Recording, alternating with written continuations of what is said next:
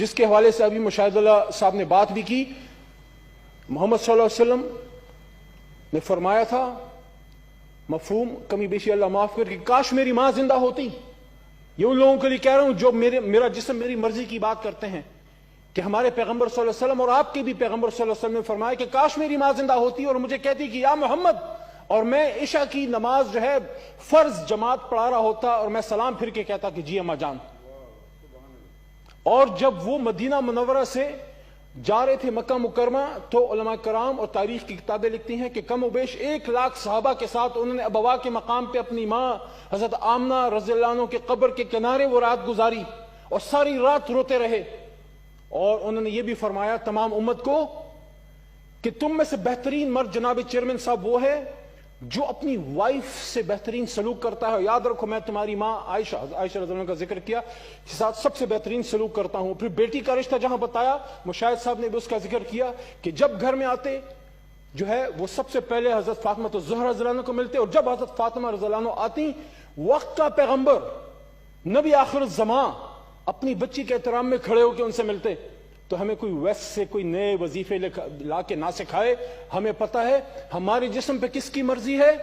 اس کی مرضی ہے جس کا یہاں پہ کلام لکھا ہے, هو اللہ الذی لا الہ الا هو عالم الغیب والشہادہ هو الرحمن الرحیم, هو اللہ الذی لا الہ الا هو الملک القدوس السلام المؤمن المہیمن العزیز الجبار المتکبر سبحان اللہ عما یشرکون, هو اللہ الخالق البارئ المصور له الاسماء الحسنى یسبح له ما فی السماوات والارض وهو العزیز الحکیم. اس کا حکم میرے بدن پہ چلے گا. اور قائد اعظم کی بات میں نے کی تھی, اسی پہ ختم کرتا ہوں کہ سبی دربار میں انہوں نے ایک بات کی, اسی ہستی کی جس کا بھی ہم نے ذکر کیا, میں نے بھی, مشاہد صاحب نے بھی, اور صاحبان نے بھی, اور آج ہمارے وزیر مذہبی امور صاحب نے بھی. قائد اعظم نے فرمایا 1948 سبی دربار,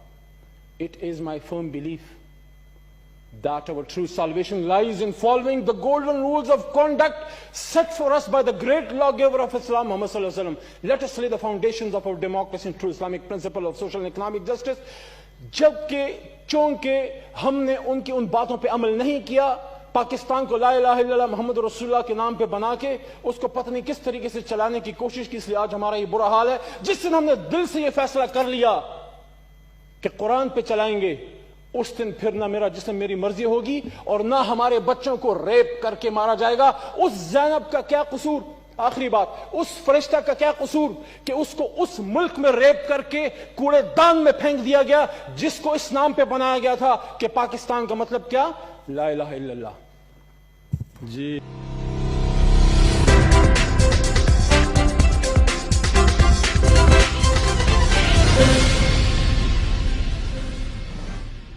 مزید خبروں اور اپڈیٹس کے لیے وزٹ کریں ChinarNews.info.